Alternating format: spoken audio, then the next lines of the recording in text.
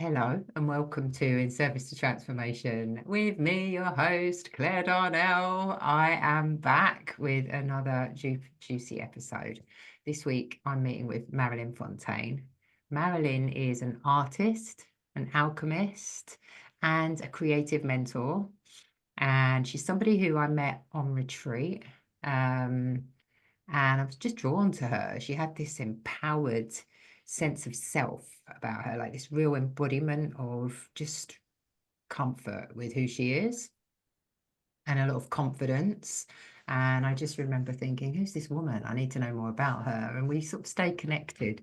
But the truth is, as much as I've followed Marilyn on social media and, we've connected and she joined me in a circle once, I don't know a lot about you, Marilyn. So I'm excited to get to know her along with you, the listener. So let me introduce Marilyn. Hello, Marilyn, and welcome. Hi Claire, how are you? Yeah, I'm good. Thank you for asking. So You can thoughtful. hear me good, right? You can hear Yeah, we can hear yeah, you real good. that's Yeah, good. yeah. Um, yeah, it's all really good. I'm really excited to share with a like-minded person. So Mm, yeah. yeah, beautiful. Thank you so much. So I sort of, we talked a bit about this before. Like I have like some questions that I like to ask, but we're just going to roll. Yeah, we're going to flow. But let's start at the beginning, right? This is where I kind of always like to start. And that is with the topic of the podcast being what it is to be in service to transformation of self and others. There's always a question that I like to ask around where did your journey begin, And that's a big question, I appreciate. But if I were to pose that to you, Mhm. where would you say your transformational journey kind of commenced or started or came into awareness for you? It's really, really clear for me. So Mm, I was 21, so I was studying art. I was gonna doing a foundation course, so I was going to I wanted to go to university. To probably Brighton or Newcastle to do fashion and textiles, a degree. mm, I'd already done a fashion course. I was working in a fashion company as a production assistant, data entry, like very little designing. But yeah, I wanted to go and do a degree in textiles. And so my mum said to me, you need to get a proper office job, like stop this. So I gave that up and worked temping in an office. And I remember I started to get panic attacks. And I was 21, so it's like 30 years ago, don't know, maybe longer. And nobody knew about panic attacks at that time. So I remember meeting up with a friend, um, and my friend was kind of alternative. I was just curious about spiritual things. And I remember talking about Karen Wheeler's song, Living in the Light. And my friend said, oh, that's a book by a woman called Shakti Gawain. In her album, she credits Shakti Gawain. So the minute I heard the name Shakti Gawain, mm, something inside me was activated. So I had to find this book called Living in the Light. And so at 21, I'm depressed. I have these panic attacks. I pick up this spiritual book called Living in the Light by one of the greats, Shakti Gawain. And when I read the first chapter, I knew I'd come home. wow, Um, and then that just took me on a personal development journey. So at 21, I understood, even if I had panic attacks like for about a year, I understood why I was here and why they happened. It was like a tower moment. Um, it was really heavy, but it awakened me in such a big way. I mean, mm, that was the first step. wow. That's so interesting. So this is a book that I've not heard of, Shakti Gawain, Living in the Light, you said, right? She did Living in the Light. She's more well known for creative visualization, Mm, which preceded The Secret. Um, and she's done so many. I mean, she's passed on. I actually met her much later at Mind, Body, and Spirit, yeah. um, when it was just in Victoria, when it was much smaller events. Mm, But yeah, that was say 1880, oh, 90 something. It's a really well-known book, and Creative Visualizations, really good, well-known book as well. So she was one of the leaders around the time of Louise Hay and stuff like that. Yeah, like a Wayne trailblazer. Dyer. But yeah, that just literally, I mean, it was all about polarity, or what we've learned now.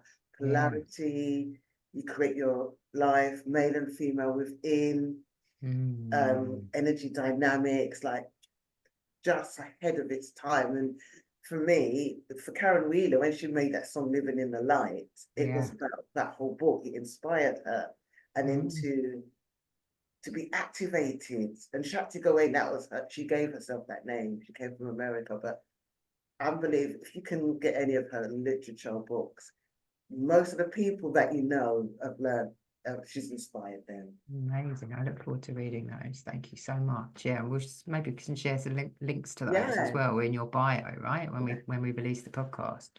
So there was a piece that you spoke of there, which I think is so fascinating, right? Where here you were, you had this creative pathway that you knew you were called to follow. yeah. Yeah, life, Mm. responsibility called you into, an office job that you didn't really want to be doing, not utilizing the skills and abilities you have. And yet your body you started to have these panic attacks. Yeah. So the somatic was telling you this is not the place for you. It's trying to remove you from that scenario. I just find that fascinating. And when we cast our minds back through our life experiences of anxiety and panic and illness, very often the body does this, right? Yeah. It removes Yeah. us from situations that aren't meant for us in one way or another. Yeah.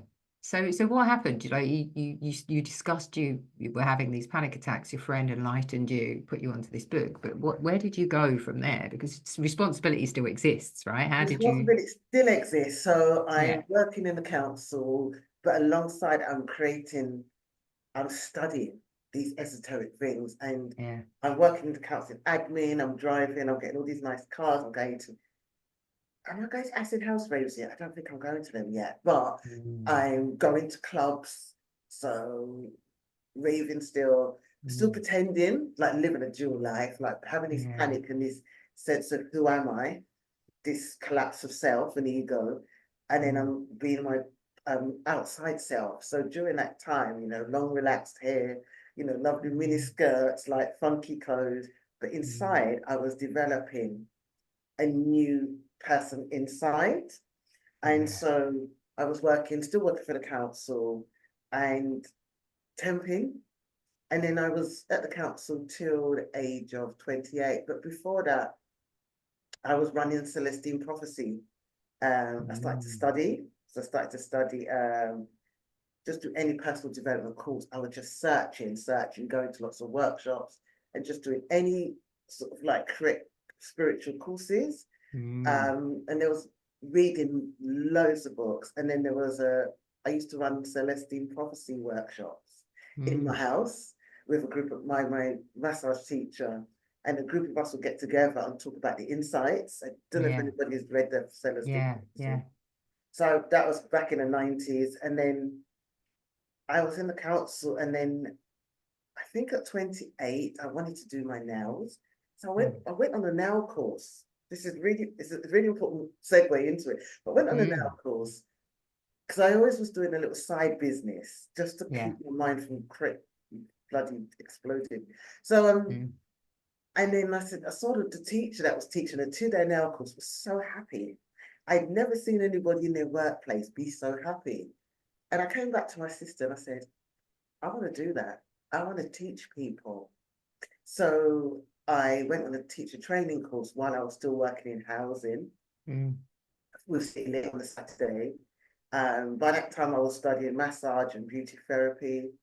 Um, and I was working with I think I was just doing beauty at the time, working with clients, getting a little bit of side money.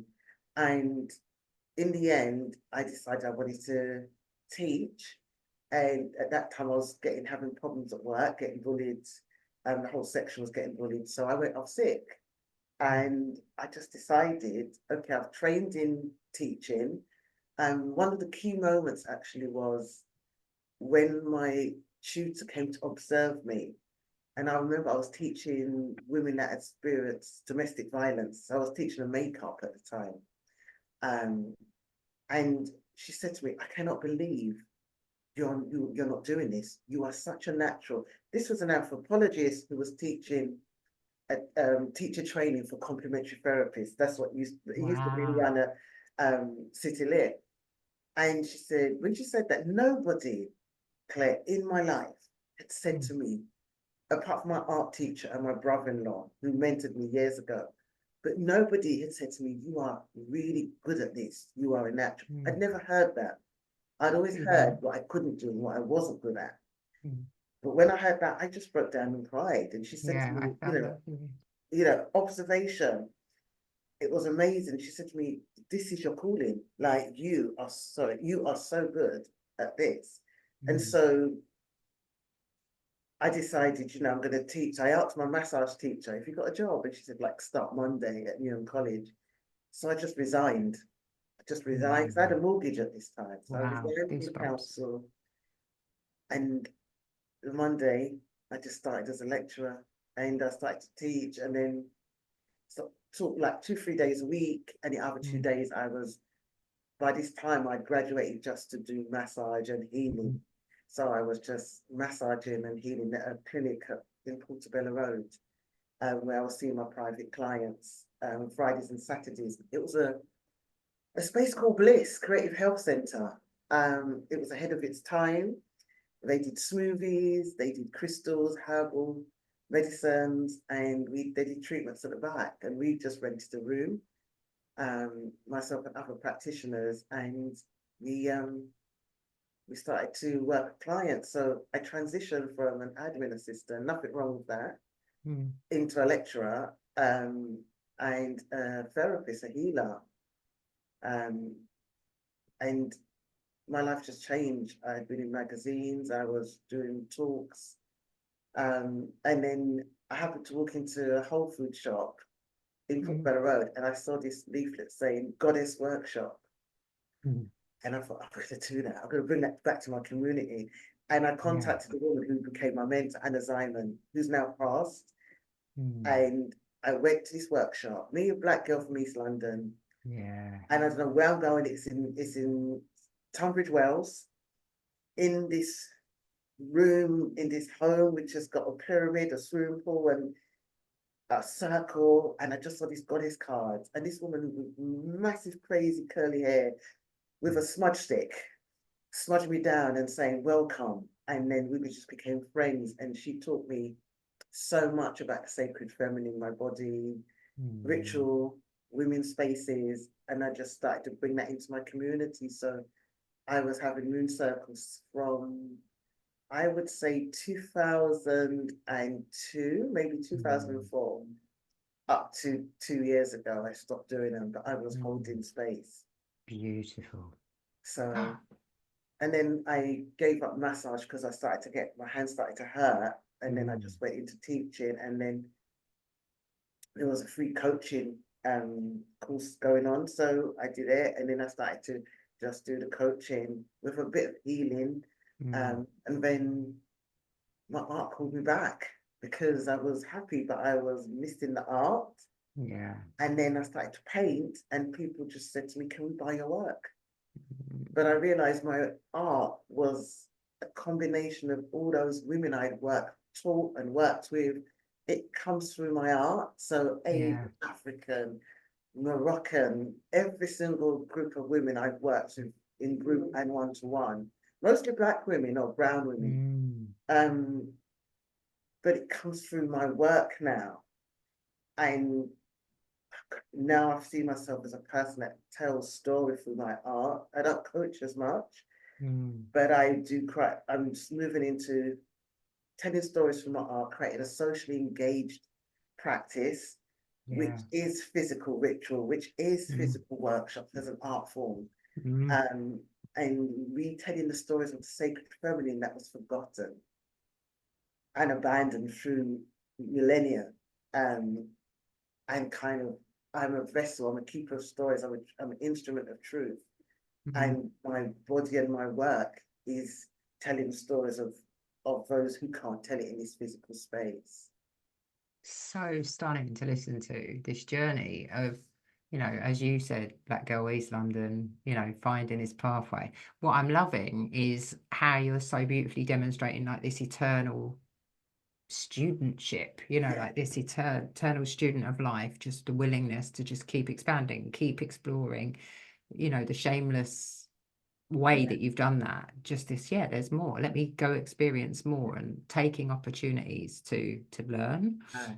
Um, and moving as a trailblazer as well, moving into areas that I'm guessing aren't, well, I know aren't necessarily representative of Black women, of Yeah, people of, the global majority. So here you are maneuvering into spaces and creating space for others in that process. yeah, And then, as you said, bringing it back to your community. yeah. What have been the gifts of being able to do that, to bring that back into your community? It's really funny because it's been a gift and a curse. I'll say, but it's not Mm. actually a curse, but it's been a gift and a challenge, right? Yeah. In what way? In what way? Tell me more. Because for one, I'm mostly normally, I mean, the life has changed, internet has changed, right? Yeah. I was always the only one in the room in these spaces, right? That looked like, Mm. um, um, so that was interesting because I also did I mean, the trainings that I did so many different trainings. But one thing is that my human design is I'm a projector. Of course you are. I knew it. I was sat here thinking she's a projector. Yeah, I have to be, right? yeah. You're such a natural gifted teacher. Yeah. So 6.2, so that is Same Hermit's as role me. model, right? Yeah. Yeah. So all those learnings was when I was what we call in human design. So it's a system um, Yeah. that I was on the roof. So that's when I Yeah. was collecting knowledge and experiences. Mm. And when I had a previous interview and they was talking about my journey, and I said a lot of these things people would say they dropped in my lap, but they came to me. I didn't go like I meant to be invited, Mm. and a lot of these opportunities, like my coaching course was free, my Yeah. NLP course was free, Yeah. because I went into a library and looked at a leaflet, free coaching course, free NLP course, which was a whole year's course. Yeah. Bliss, how I got that was I saw an advert, and then the next day I was at Carnival outside the same space, and I rang them up and said, "You need a beauty therapist." So I got Mm. that all the way in Portobello, Portobello Road, Amazing. when doors were closing in other spaces. So the blessing, I suppose, for me is that that's all I know. Mm. It's my way of life. That's how I operate and I respond to life. And I think from young, I was having visions at 9 of different things or awareness of different lives. And I've always got a whisper at the back of this is right, this is you. These opportunities feel like home.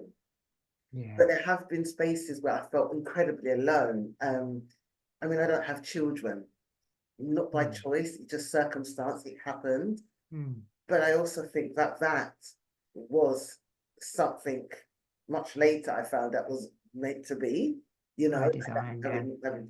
because of the work I'm doing and what I'm here for. But it's not a great compensation as a human, but I feel like it's given me the reason. It gives a reason why I've done all this work. But there's sometimes I have felt, and it's an ADHD, I'm neurodivergent as well, Mm. right? Mm. But it's apparently I used to feel imposter for a very long time. Yeah. Um, when it's working with people, so my chart, my astrological chart is transpersonal, that I'm meant to Mm. have an easy life, not be so much into the occult, which I love, but my life is about the other. Yeah. I also have a North Node in Taurus, which is I meant to have no stress and relax. Mm. So it's really hard because I need to just sit down and wait for opportunities to come to me. That's challenging. Um, and I digress. And the reason I was talking about that is because I found in the community, especially the masculine, in the Black community, what I've experienced so when I'm holding my position Mm. in a spiritual sense, or suppose I come with painting, or I come with a level of knowledge, I have in the past, I've been challenged. I know that's a mirror of my masculine to do with my Mm. father energy, but I feel challenged in this position. Yeah. Even when I was doing a lot of Taoist jade egg work, like many years ago, I was doing Mm. during those goddess workshops, I was doing a lot of tantric kind of Mm. jade egg work with the universal Tao. My feminine energy was so strong in Yeah. terms of this sexual energy was just pouring out, this awakening. Mm. And I felt that if it wasn't a partner that I had or a lover, I felt that just having conversations with men would trigger. Mm. It would obviously trigger something in me, but I think Yeah. it triggered something in them because I was um embodying a feminine energy in such a state of surrender. Mm. But I think it was just maybe, the projector energy can be too Yeah. intense. And so now so that has been, this journey has been brilliant for Black women and brown women and women that have come into my space. Yeah. But in terms of I'm a heterosexual woman, in terms of the masculine, Mm. it has been a big challenge of where I fit in with that. Yeah. Wow. Mm. So Yeah. and at the beginning it was hard with my family, not my family so much, my mum, she's a very strong Catholic. She doesn't get it, but she really appreciates it now because the space now I hold within the family Mm. is such a grounding space for her as Yeah. well, and the other family member, despite what's going on with them. Yes. But I think she now appreciates it, Mm. um, of what's going on. It's a very difficult journey sometimes. Yeah. It can be lonely, right? Being a feminine leader, like being willing to put yourself out there because Yeah, the projections that we receive, and yeah, they're obviously, as you said, mirrors of how we feel about ourselves anyway, yeah, they're just showing, we're being showed the shadows, the pieces of ourselves that we need to integrate, overcome, make friends with, love. yeah. But yeah, that cost of the relationship, because actually there is such a polarity Mhm. between in the outside world. So we're talking about this internal masculine, feminine that you're Yeah, experiencing, and it's being reflected back to you. But ultimately, my experience of the masculine in the outside world is less so now. I think more men are catching on to this work and the yeah. divine feminine and appreciating the feminine in a way that's honorable and reverent. But I can imagine, as somebody who's sort of trailblazing this path, yeah, and within the Black community, Black men, it must have been challenging to Challenging. meet your peers, of the opposite sex. It was so challenging. I mean, the only person I feel that has matched that spiritual level is a partner that I had from New York. Mm. Because he was open to a lot of things, but I found even in relationship that energy, because I was really, I feel like dynamic and powerful in my day-to-day life, which has changed as well. But in my personal relationship, I would surrender so much because this work is a Mm. lot about surrender. And it just created such an interesting dynamic where, I'm dealing with men that have suffered. Now I understand intergenerational trauma that's never Yes. been healed, and women who from slavery have had wounds that have never had a chance to express itself. It's Mm. expressed itself through me. I've been through challenges as well in my womb. So, Mm. and I realized that it was triggering something that had probably never been felt before or creating that space. And Mm. so in terms of sexual energy, it would be wonderful because they're receiving this beautiful sexual energy and surrender and Mm. openness. But on the other hand, love brings up anything unlike itself, said the Yeah. prophet. So Mm. I think it was like a baptism of fire. I think, and again, I feel being at the other side of 50, I'm I haven't been in a relationship, but I know that what will come in will be much more nourishing now and nurturing because I'm off the roof. I'm Yeah, you're on the roof. Yeah, alone. it makes such a difference, right? I'm a 6'2" too, as well. What? I'm a 6 too. So I really, it's crazy, like that 0 to 30 experimentation, like literally making mistakes, trial and error. And that like that 30 up to 50 is like, oh, making mistakes, learning from them, making mistakes, learning from, and then like something just happens at 50, right? Where you're just like, oh, okay, right. How do I turn all of this experience into medicine? Like, how do I role model for others? It's the 6th line, it's the role model. How do I support others to learn from my experiences? What's my Yeah, message? How do I share that? So much power in there. I really, so much self-awareness. It is a curse. It really is. Some days I just think, oh, fuck's sake, can I just feel what I feel without feeling like I need to turn it into some kind of gospel of, transformation for people, because I just want to just be having a bad day. And I'm like, but the upside is, I just can't help role modeling. yeah. But I feel like now, especially after, having a coaching business and being Mm, in that that chain, that cycle of coaching and telling everybody you yeah. must do this. Mm, Actually, I'm going with what nature is presenting to us at the moment. And yeah. actually, we are in a space where we are feeling shit. And Yes, we are. how do we allow the nature to help us move forwards, to Mm, tend to our uneasiness, our vulnerability? Like, I've come to an age where, what do I do? Like you said, turning this all into a role model. How do I do it as a partner? How do I yes. show up as a mature woman? How do I look at my sexuality as a mature woman?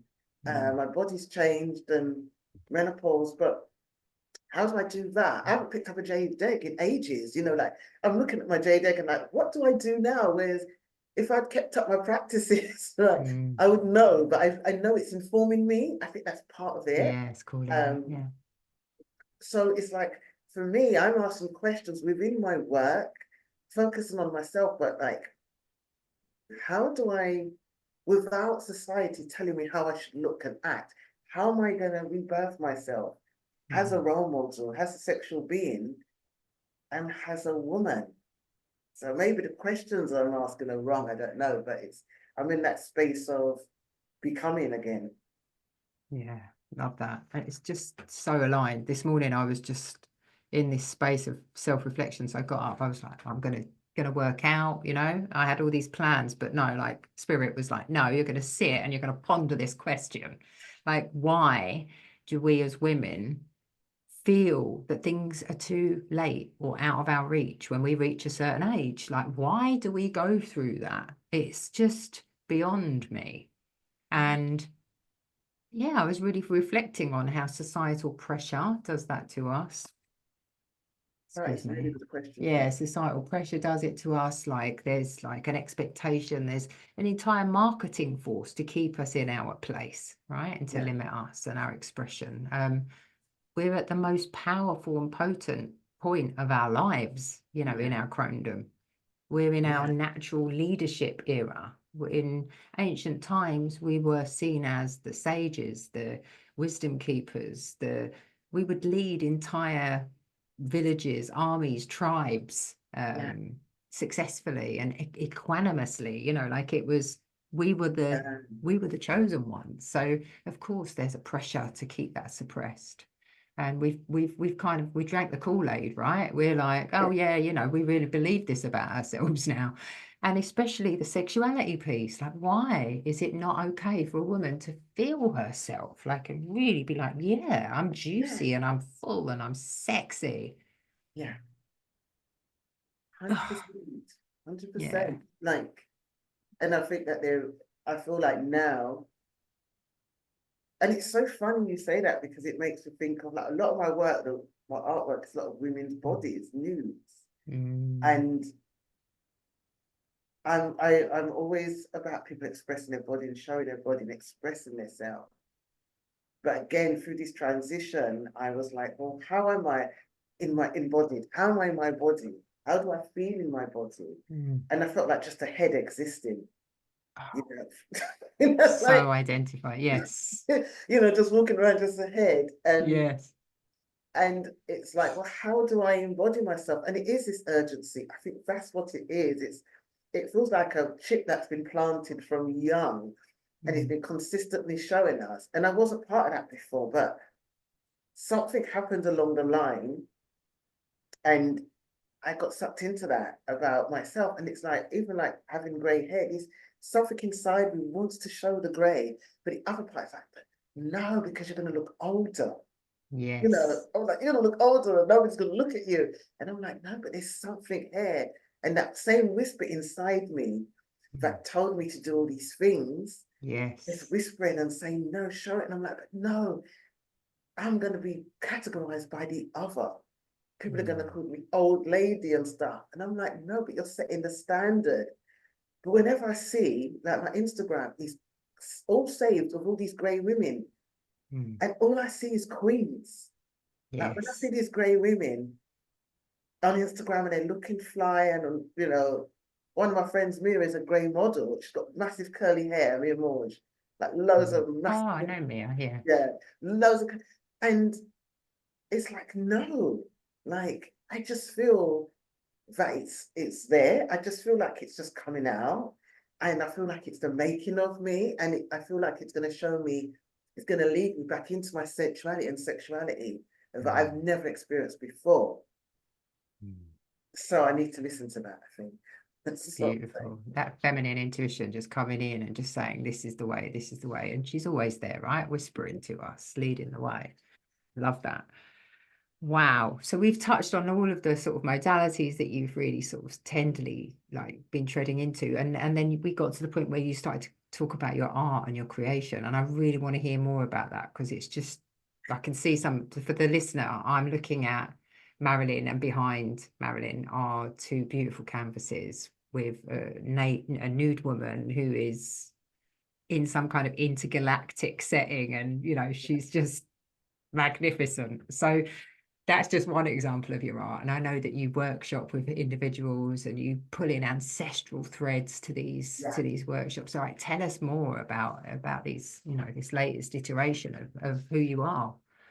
And so when I started to do my like my I was always you know, I was always an artist. I always painted, and then I stopped when I went into the office.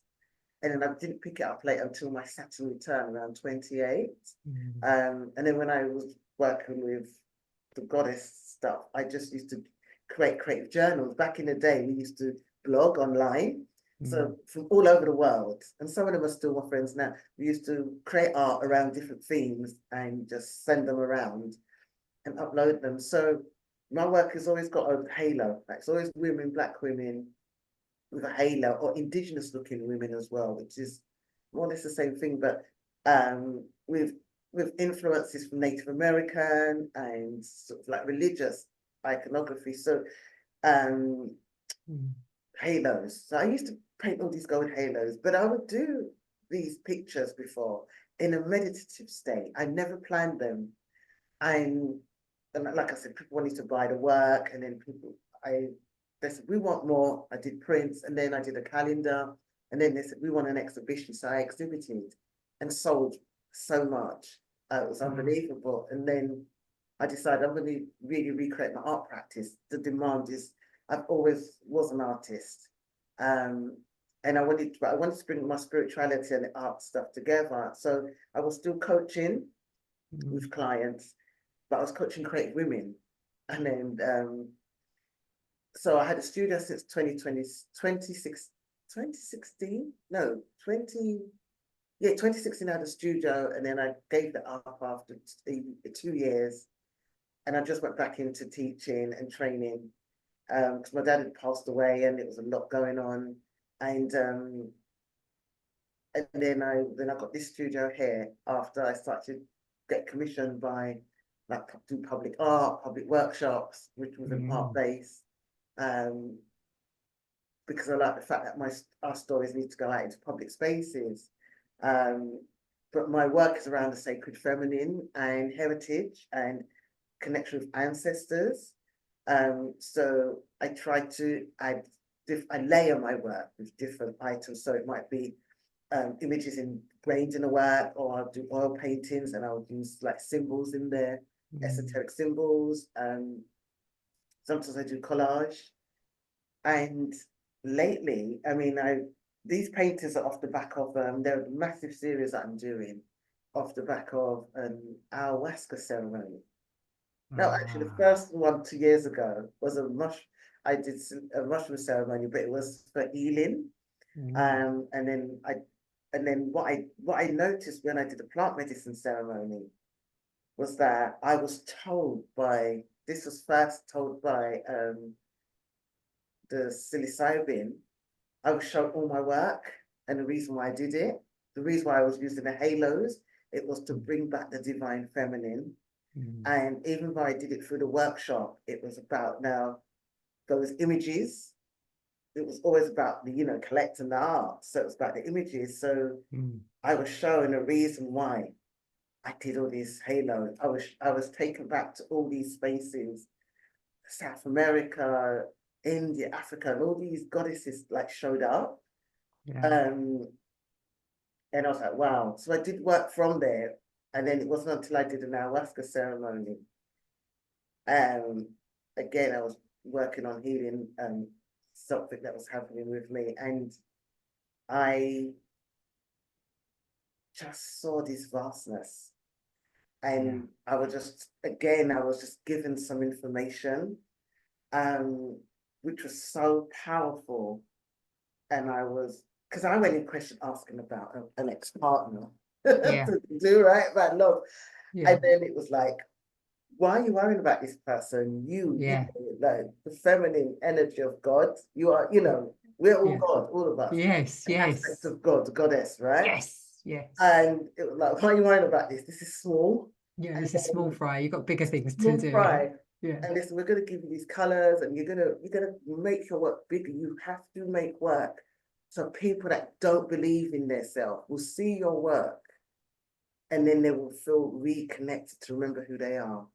And I honestly, I mean, there was parts of this journey was not good, was not nice, but Mm, it was to come up. Um, and when I came through that experience, I created not this one, it was another big one called the Mother of Creation. And yeah. and it's like the snake of rebirth, the caduceus, Mm, like that kind of energy. And I've had people come in this space and they've burst into tears. I've had a lot of women really reconnect, regardless of where they come from, when they see my art. This has happened in the past, but I probably didn't embody it. But yeah. now it's even much more stronger. When they see the work, they have a connection. So it was doing what I didn't even think about it. So I'm not thinking I've got to be clever and do clever art. There is Yes. something I've done that, and it's never had the same feeling. Mm, But there's times where people have come in and they've burst into tears, and part of me wants that. I want it to be disruptive yeah. to a point. I want it to be public because I want, when I had a young little girl say to me, it's really inspiring to me because I see myself. Oh, I see a person that looks like me in a divine space. When I see some Black women that have never seen themselves, and white women as well, but Black mm, women don't have so much images. When I see mm, them see my work, and they say, oh my God, it reminds me of my mom, I feel emotional. Or I run a workshop in relation to those pieces. And people are feeling connected to their families. There could be families in Ireland, in Israel, so yeah. many different people talk about that. It's just an extension of holding a circle Yeah. that people can visually see it and Mm, get something from it. When I've had exhibitions, men, women, children, young people would talk about their families mm, and talk about how I had a woman whose daughter was from Poland and her boyfriend was from Sierra Leone, and they was talking about their families, and it was such a big discussion. And that's why I do the art. yeah. Yeah. That's why I work and do these pieces. It comes through me, but it's not just to go in someone's house. Yeah. Someone spending 30,000. I want my work more in public spaces Mm, where people can come and see. And this is why I love England, is that we've got free spaces where people can come and look at art, or it's very low cost for a day with family and just discuss and provoke, go home and provoke discussion. That's what I hope to do with my work. Yeah. Stunning. Wow, it's so evocative as well, right? Yeah, and it's so clear. And it's really interesting that you talk of plant medicine as well, because it's something that's been coming more and more into my consciousness. And I've been in recovery for Yes. the last, it'll be 13 years. So I've always cried off, plant medicines and Yeah. been like, that's not for me. It's a substance, it's a mood and mind altering, all of that. But at the same time, understanding that it's medicine. Okay, and there's a journey to it. So, I'm quite content at this stage to continue my journey on the basis of I actually can achieve altered state without having anything enter my being. I totally agree. And I I do believe, I feel there's, although it helps with recovery and other stuff, I do believe it can make people, can be dependent. I feel like, Yes. I feel like some people, the Western world, the way they use plant medicine, Hmm. sometimes it's a replacement, and they almost use it like a drug, I Yeah. think. And I do believe you can get the Mm. altered state. Because remember, these medicines were for the shamans to take and then to Yes. impart the And knowledge. then we would, by osmosis, right, Yes. receive the gifts. Yeah, So I exactly feel that. like, to be honest with you, if I'd have just took my ass and gone off to Peru and sat for shaman, I probably would have got the same exact message and the Mm. same experience. Yeah. Because I'm so connected to plants. I'm an aromatherapist. I've got Mm. plants here, but I don't believe everybody needs to do that. I Yeah, believe we agreed. need to respect the culture, and I think that you don't need to. You could do it for breath work. You could do it sitting with Mm. somebody, and then it's just as powerful as if you spent time with a community of women in the Yeah. 80s without even taking a medicine. You'd get the Mm. same connection, because Mother Nature is online Mm. more than ever now. Yeah. And she's speaking to us. Yeah, beautiful. And I just love how you also spoke about that kind of intergenerational connection that your art brings. Yeah, So, parents, children, yeah, families being connected, different cultures, races. It's just so stunning. And I think I love art. I've always loved art. And what you're sharing is really inspiring me because, that nagging voice that's always there, the nudge, the feminine that's constantly saying, what about this? As a child, super creative. I was a painter, I was a creator. I loved to use my hands to sculpt, to model, to sew. All of the modalities of creation were there, and I would spend hours doing them. And then I think through, adverse childhood experiences, through a really difficult set of years in the teenage years, and then having to go to work from 16, yeah. I just had to bury her, that creative piece of myself. And how my creativity seems to flow through is in how I adorn my body with clothes. That's definitely a manifestation of my creativity. I think even to a degree, how I show up on social media, my Yeah. posts, my pictures, my words. But actually, there's a piece of me that is crying out to collage, to paint, and I deny her. I just deny her. I sit on that creation. And so speaking to I you is think so it's inspiring. I think it's because it is that thing of, we went in one door and shut the door behind us. And I feel Mm, that that part of us, the part of us that's holding it together, mm, needs to permission, needs a third space. I'm really yeah. big on third spaces. Needs a third space where they can open up. And I've always used art even in my women's circles, I've Mm, always used art, because it's where, and then once people have done that in the circle with me, they've gone on. One person's at Goldsmiths now, um, doing her art degree, and it's like, sometimes our body just needs a space mm. for us to unlock that. Talk to me more about this third space. So this is effectively what you're holding, right? You're creating this new permission Yeah, space to yeah, be embodied in that version of yourself. So a lot like yeah, we do in women's circles, we create yeah, permission for you to be fully embodied, empowered, yeah, wild, all of these things. But so the spaces that you're holding are an invitation for people to come and drop into that creative yeah. Because archetype. I mean, the first space was a concept which was people have popularized it now, but it's a space that people need. It's mostly marginalized communities, away from their home, away from their workplace, to come to kind of process. So it could have been like a coffee shop, a church, Yeah. a community center. But I'm really into this third space because I think that a lot of the times we work from home or we go to work, you know, and we don't have another space. And so when I realized how much my spiritual circles used to be, I would always we'd do meditation. I'll always take people through a trance or guided visualization, but I would always say draw, use your right brain, your vision, draw it. So, and then they could journal, but it would, because people like to talk. We're very smart with our language, but we can hide. Yeah. We intellectualize everything. Yeah. But in our symbols, everything will come out. And so somebody's like, yak, yak, yak. And then they draw something totally different. And they're like, oh, I didn't know I could draw this. And this is what happened. And then they'll have a bigger breakthrough because you're speaking to this, the conscious, super conscious or unconscious, whichever one. Especially if you've been taken into a visualization. And so it gave people that connection with the muse inside, the inner muse, so they could draw. And I used to do things with big rolled up paper. So the more you express, the more it's challenging you. And you'd get people like, I'm just going to make a small picture. I'm like, no, here's some wallpaper, Amazing. really go big.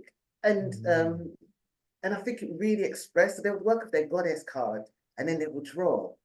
And then they would plan their next part of their life. So it's that right brain really tapping in. And so I think creating a vessel where people have permission, this is what I've noticed now, researching about third spaces, is about when people create, every single person that's been on one of my workshops have since gone off and done more with their art. And they said, since I've done the workshop with you, this is what I'm doing now. One girl, when I had my exhibition, and I did a workshop alongside the exhibition, she was really quiet. And then I didn't see her for years, Amaya. And then years later, this different woman comes towards me. She said, after I did your workshop, I connected with something inside of me. I think she went on a Caster weekend, and the goddess just came out and she was dancing all that weekend. And then she completely changed, like her journey. So I think it's that containment we have, and we say, I must draw, but I think we need the space. Yes, woman. Yes. It's like a hero's journey to somewhere to unlock. And then once we unlock or allow that person to come in, maybe it's their bar mitzvah or their rites of passage, or don't know, our muses rites of passage or bat mitzvah or something like that. But I think we need to be kind to ourselves while we're not creating in our own space. We need I love that. I feel. Yeah, because there is a sense of frustration that I bring to that reflection, of like, I know I want to do this thing, but I'm so unkind to myself. And I'd not thought about the concept of, having that permission or that space provided in order to do so. Oh, this is so inspiring. And it's like I can really feel in my body, I'm just feeling really alive. And I think it reflects back to what you were saying about you, almost like you're an agitator. You want your art to agitate, right? You want your art to embolden, to like inspire, and to drive people forward. It's quite initiatory, really, in its essence. I just love that. So how can people work with you now? Like, what is available? How are you? What are your offerings? Because I've been watching you online, and some of them have just looked incredible. Yeah, I mean, exactly what I spoke about is that I've been doing some creative classes here in a studio because it brings life into a studio. Because it can be quite isolating, your artist are creating. And where is your studio, Marilyn? Oh, it's in a park actually. Wow. It's called Apple Carts Art, and it's in East Ham, and it's actually in a park with 3 grandmother trees in this park. So, but I've been offering some alchemical sessions where people can just, all my tools that I've had, people can have a guided session with me, like a mentoring session, like what we would call coaching session, but we're shifting that name and not putting it Yes. into a container. My therapist says that to me, you don't need a name.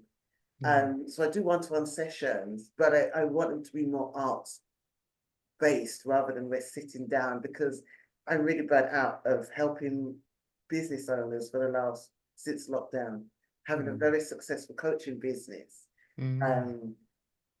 which was really good, but I think we've come to a new time. Yeah, agreed. So so people can book me one-to-ones for that, where they can come to the studio, or it could be online, where they can get spiritual guidance or any, really want to connect with the spirit of their business, the spirit of their lives. I do supervision as well. So if people's got a practice, that's not a lot. I'm not taking a lot of clients with supervision. And then I have workshops. So I have a newsletter called The Space in Between, where people can, I write about my life, growing food, crafting, different things. So people can sign up to my newsletter. Yeah, we'll make sure we hit that. Yeah, but maybe one-to-one, I'm letting spirit guide me on, if people want to connect, they can connect. So I do offer a few sessions, but it will be in that more creative, more in alignment with creating a body of work. And you are the artwork, you are the self, you are the garden. And I'm very, very effective. Like, I mean, as you know, it's such a beautiful process of surrendering.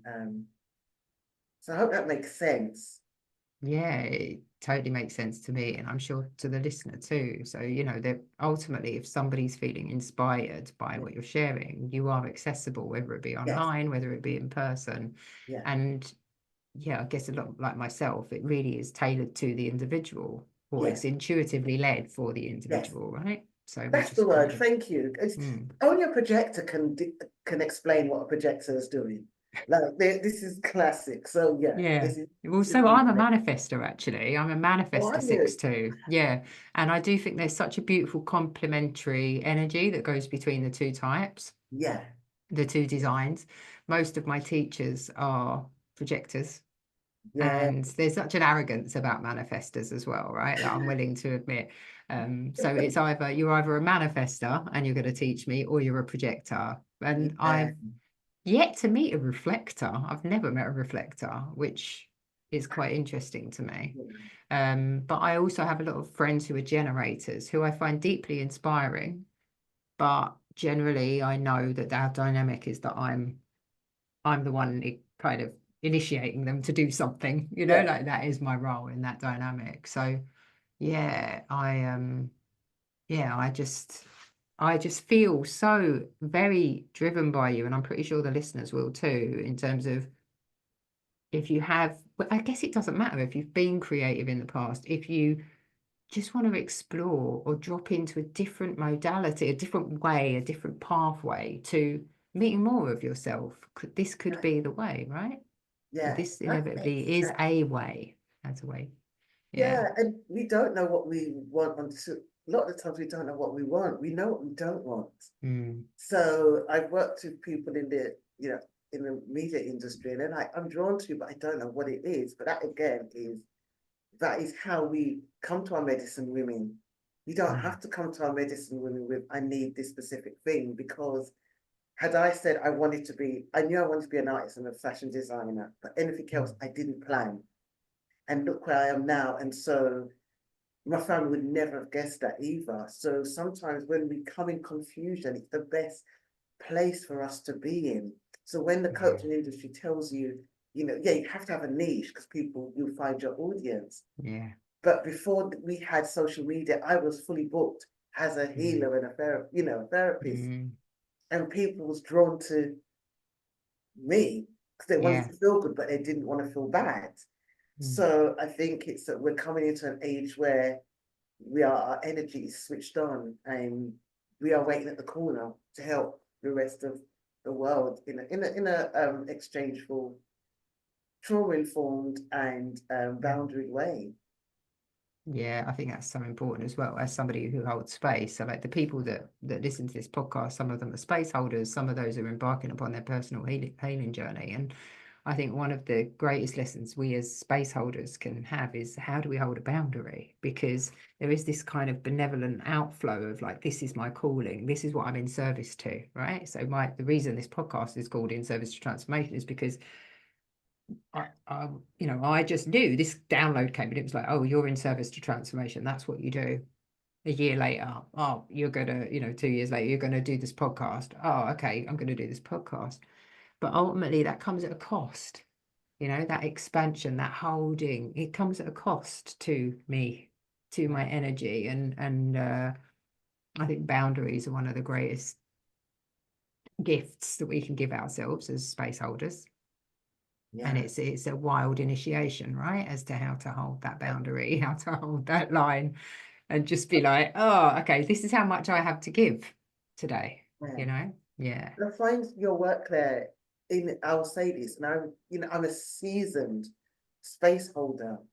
Your work comes with all the energy that I've experienced in the past that contribute to who I am. Like your type of work is so refreshing, and so needed. The way you organically work, and so authentic.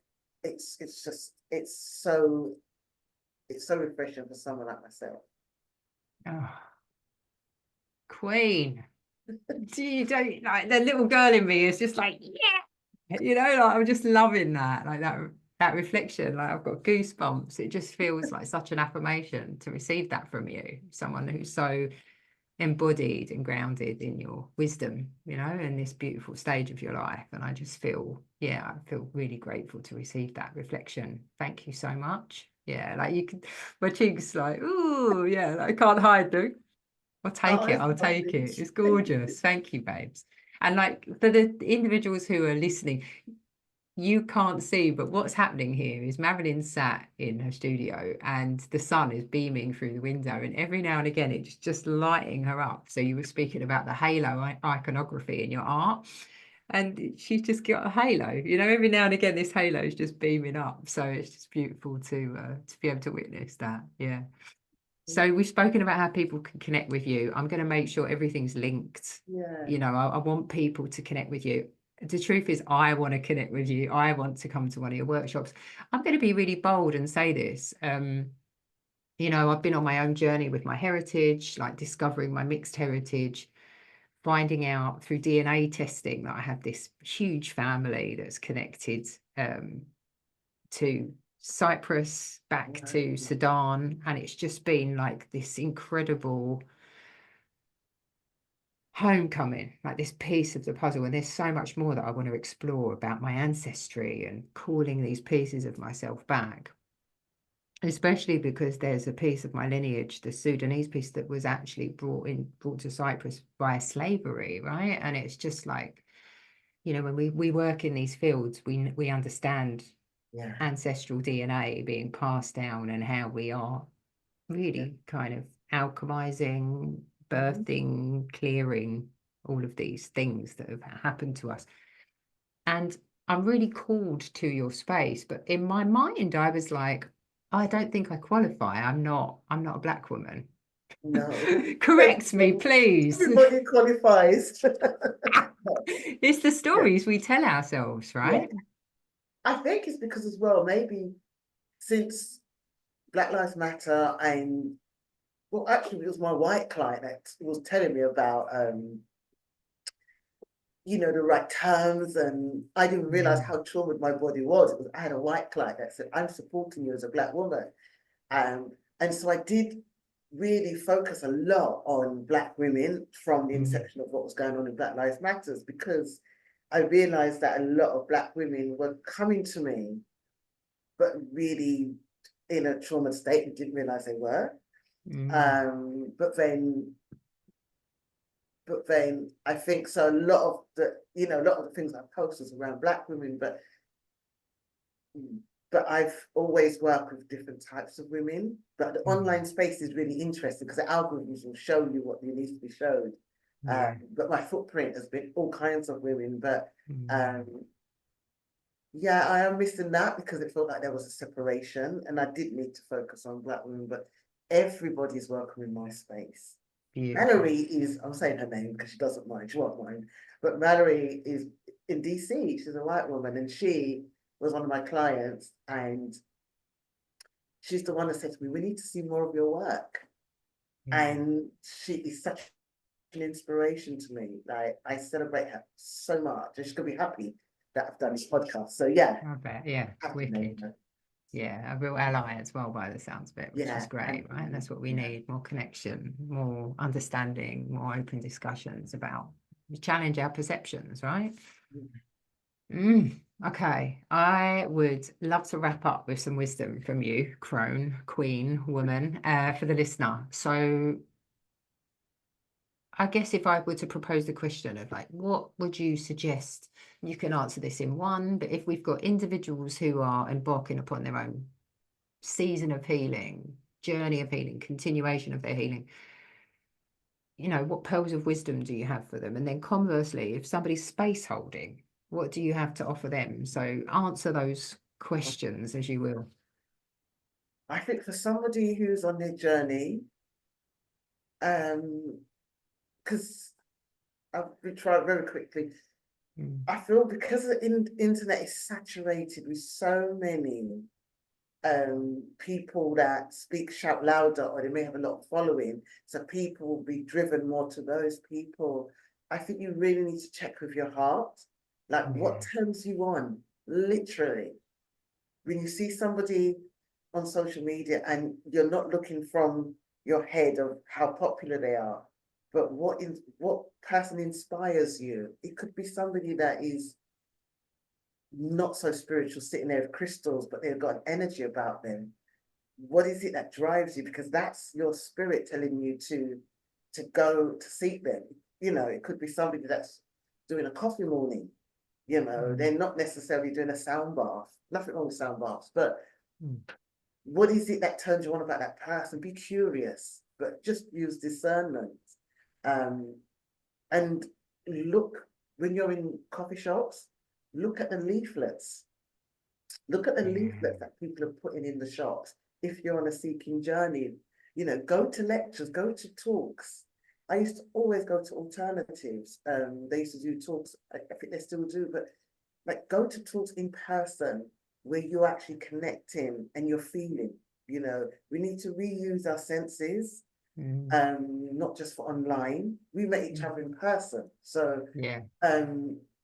I think really have a tangible experience of your spiritual journey. For space holders, I used to run a creative healing circle leaders course. One of the many things, because I found a lot of people wanting to hold space, and they was giving up after one session. And I think if you're holding space, you have to put your mask on first. So you always make sure you surrender to spirit, hold that space for you, whatever spirit you believe to be. So they're holding that space alongside you, so you're not getting burnt out. You always have a good plan of time, because I'm a next teacher. Like, I really like it. Doesn't have to be on the things I run over, but like a really good outline, so you're protecting yourself, and that you know the limits of your responsibility. So if somebody's exhibiting severe mental health, then you're not there to process them. That maybe needs to be a one-to-one. If it's a space holder for one-to-one person, obviously that's in a container. But if you're working with groups of women, it's really important that your ground rules are set and you yourself feel safe. Long as you're safe and you feel safe in your body. And if you don't, take yourself off for a moment and just recalibrate yourself. But really, I've seen a lot of weakness, not much, but some spaces where your space doesn't do that. Your space is so embodied. Oh my God. But where people are playing a role, and just really ground and sink and surrender. That's it. Ground, sink, and surrender. Love that. What a moniker for life, right? Beautiful. Wow, What need to beautiful. get that for Ground, myself. sink, and surrender. Get that tattooed. Thank you. Thank you for those pearls of wisdom. Thank you for showing up in all of your glory today. And yeah, for being the source of inspiration that you are. And yeah, for your beautiful reflections. And yeah, I can't wait to bring this episode to everybody. I It's can't just wait. stunning. Yeah, it's just I'm gorgeous. honoured. I'm really honoured. It's made my week. I will say that. Thank you so much, my love. All right. And I'll make sure everything's linked, the books, all of the incredible insights that you've shared. I'll make sure people know how to find you. And yeah, I just thank you so much. Thanks, Marilyn. Yes.